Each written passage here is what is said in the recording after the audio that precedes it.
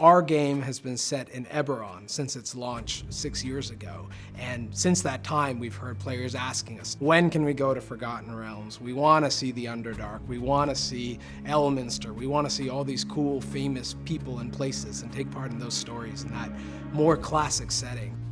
Faerun and the Forgotten Realms setting in general is more in line for a lot of those players as to what they expect out of their D&D experience. So for us, it's a big mark to hit, and we want to make sure we live up to those expectations.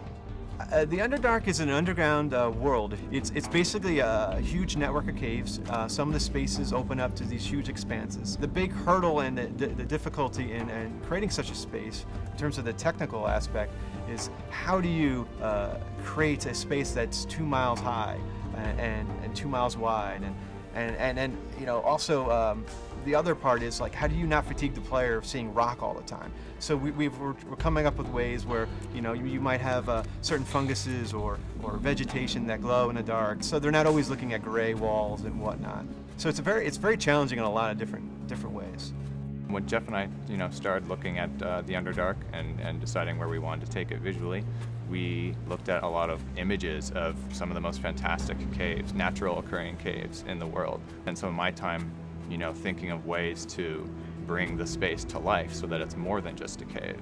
So maybe I'm making some kind of luminescent algae or a new type of mushroom that players haven't seen before. And beyond that, it's also home to the Drow and home to Schindlerin. And so there's a lot of cool lore that we get to dig into with that as well. Schindlerin in and of itself has a unique flavor, different from other Drow cities. It's actually built on a huge ziggurat, sort of a triangular pyramid that is quite big. It underlies the entire city. We've been working very closely with Wizards of the Coast. This is a place that you can't directly get to. We can work around it in the Underdark as far as physical space, both as a player and in the way that it's designed. It's a trading city. It's a city of portals. In fact, actually, it has no physical connection to the rest of the Underdark. It exists in its own cavern, and the only way to get in there is through portals.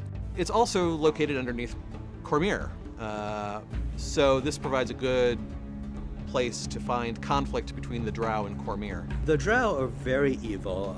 In Dungeons & Dragons parlance, they're chaotic evil. Now, most chaotic evil monsters tend to have a lot of infighting.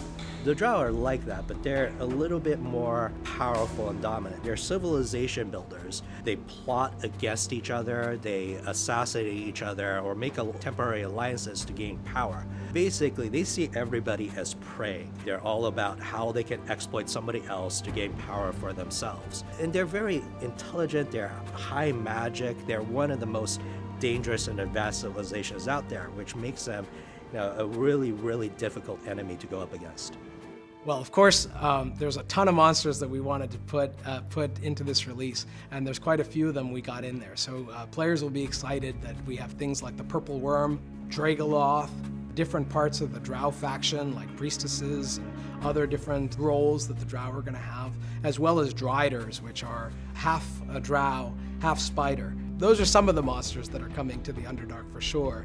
There may also be a brand new dragon in there somewhere. If players search through every corner of the space, they might find a nasty encounter with a new dragon they haven't seen before. It's generally a really cool space, and the monsters, of course, in the storyline are a big part of it.